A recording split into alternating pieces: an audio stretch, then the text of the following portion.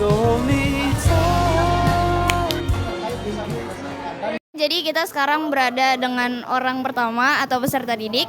Kita akan mewawancarai seputar tentang ketahanan pangan. Sebelumnya nama kamu siapa? Nama saya Yumna Yasmin dari kelas 9A. Oke, di sini pertama-tama kita bakal nanyain tentang apa yang dimaksud dengan ketahanan pangan. Menurut saya itu ketahanan gimana cara kita membudidayakan pangan kita sendiri yang berkesinambungan sama proyek kita kali ini, yaitu proyek tentang rekayasa teknologi.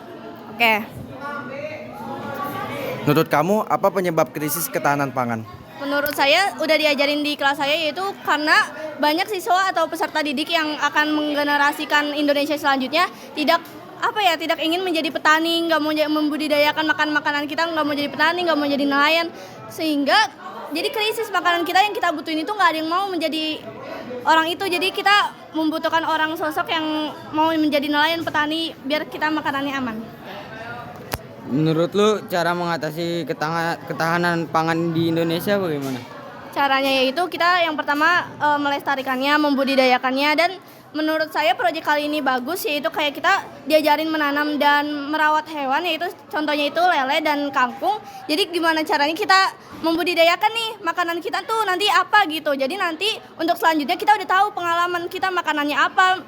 Jadi nanti kita pas udah ke depannya kita udah tahu caranya kayak gimana gitu. Oke. Itu aja. Ya, Oke.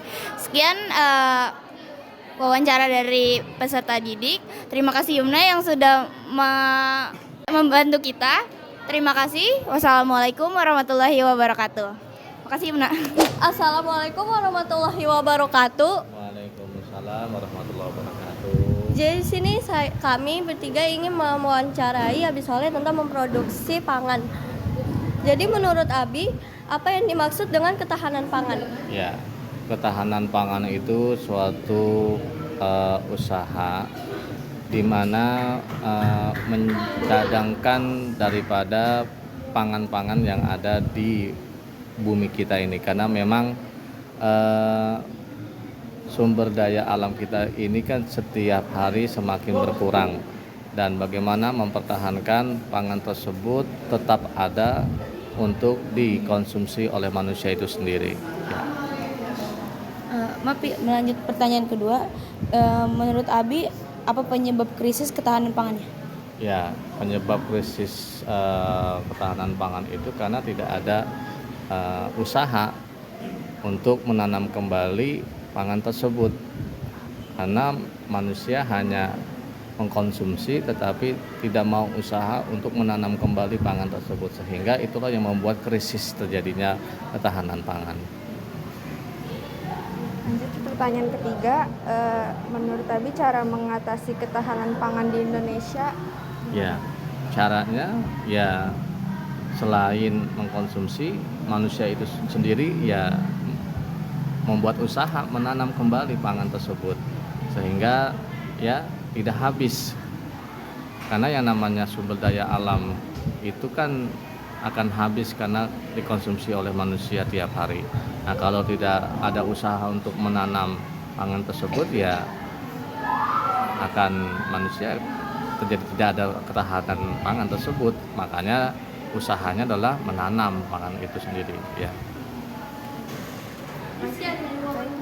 Makasih Abi. Ya, sama-sama.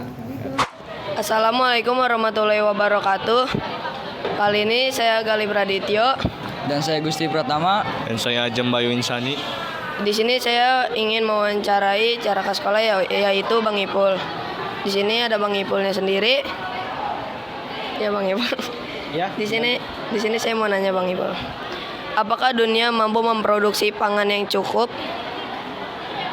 Kalau bicara tentang keseluruhan dunia, itu pihak terkait bisa menyelesaikan, dan jawabannya itu bisa. Apakah dunia mampu memproduksi pangan yang cukup, terjangkau, dan tidak merusak lingkungan hidup? Di dalam kategori ini kita ada kolaborasinya antara pihak terkait bersama pihak kita sendiri pribadi untuk menangani apa itu isu krisis pangan ya. berawal dari mungkin dari cara pengaturan pola hidup kita tersendiri gitu kan, dari gaya hidup kita sendiri itu bisa mempengaruhi krisis isu pangan itu sendiri. Ya udah bang, ini ada pertanyaan selanjutnya. Nih. Udah bang. Iya bang, ini sih mau nanya bang, apa saja kendala yang menyebabkan ketahanan pangan di Indonesia belum tercapai? Satu poin yang bisa saya sampaikan, ketercapaian sesuatu itu dikarenakan ada faktor pendukung yang terutama ya kita kembali lagi ke pihak terkait itu tersendiri agar bisa selain mendukung memfasilitasi dari segi fasilitas bahan, dari support dukungan kepada sumber atau ke muara, yaitu para petani, para penggiat di sana gitu kan, seperti itu. Baik, ada pertanyaan selanjutnya yaitu Bagaimana peran keanekaragaman hayati dalam menghadapi perubahan iklim terhadap ketahanan pangan? Kalau untuk kita mengarah ke iklim itu di saat ini kita tidak bisa memprediksi ya. Saya pribadi mungkin kurang sangat awam untuk hal-hal seperti itu ya. Mungkin bisa membantu menjawab dari perubahan iklim itu tersendiri ya, kita harus punya sistem atau cara-cara bagaimana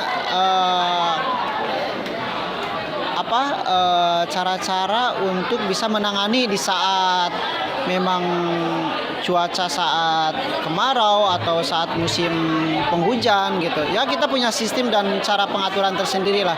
Bagaimana ketika menghadapi di musim kemarau itu, apa yang langkah-langkah bisa kita lakukan seperti itu.